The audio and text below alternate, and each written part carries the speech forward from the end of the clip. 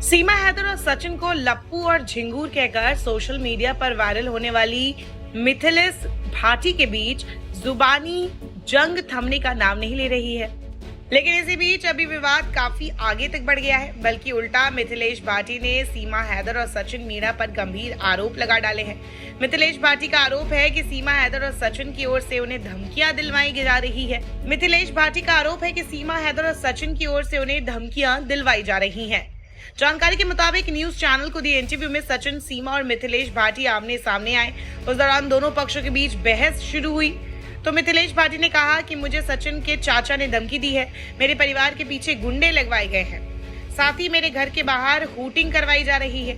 इन सब का आरोप मिथिलेश भाटी ने सीमा सचिन पर लगाया। इस पर सीमा और सचिन ने कहा कि जब उनके पास कोई सबूत हो तभी उन पर आरोप लगाए जाए। वो दोनों तो पुलिस की निगरानी में है, घर में रहते और पुलिस हर समय उन पर नजर रखती है। उन्होंने किसी से भी मिथिलेश भाटी को ना तो धमकी दिलवाई और ना ही उनके पीछे कोई गुंडे भिजवाए। तो वही नोटिस भेजने की बात पर सीमा हैदर ने कहा कि मिथिलेश लगातार सचिन को लेकर उल्टी सीधी बातें कर रही हैं, इससे हमारी भावनाएं आहत हो रही हैं। मिथिलेश कहती हैं कि उन्होंने जानबूझकर सचिन को लप्पू झिंगुर नहीं कहा था, ये तो गांव की आम बोलचाल की भाषा है।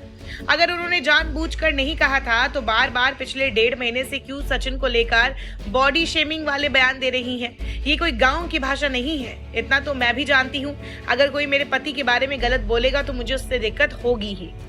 वहीं इस पर मिथिलेश ने कहा कि भावनाएं तो हमारी भी आहत हुई है, मेरे पति को भी इस तरह ट्रोल किया जा रहा है, मैंने जानबूझकर कुछ भी नहीं कहा। मिथिलेश ने फिर सीमा को लेकर कहा, मैं तो अनपढ़ हूँ लेकिन मैं अपने पति के प्रति वफादार हूँ, अपना पति छोड़कर किसी और के पास नहीं गई सीमा की तरह। अगर सीमा को सचिन से इतना ही प्यार है तो गुलाम के साथ क्या उसे प्यार नहीं था? उससे भी तो उसने लव मैरिज की थी। नोटिस पर मिथिलेश ने कहा कि उन्हें सीमा सचिन का कोई नोटिस नहीं मिला है, पहले नोटिस भेजे फिर वो उसका कानूनी रूप से जवाब देंगी। वही सीमा ने कहा कि मिथिलेश भाटी बार बार धमकी भरे लफ्जों में कहती रहती हैं कि मैं सीमा को देख लूंगी। अगर उन्हें इतना ही शौक है मुझे देख लेने का तो मेरे घर के दरवाजे उनके लिए खुले हैं। बेशक वो हमारे घर आ सकती है, लेकिन फिर जो देखना होगा वो देख सकती है। वो हमारी पर्सनल लाइफ में बोलने वाली होती ही कौन है? उन्हें क्यों इतनी दिक्कत हो रही है हमारी पर्सनल लाइफ से?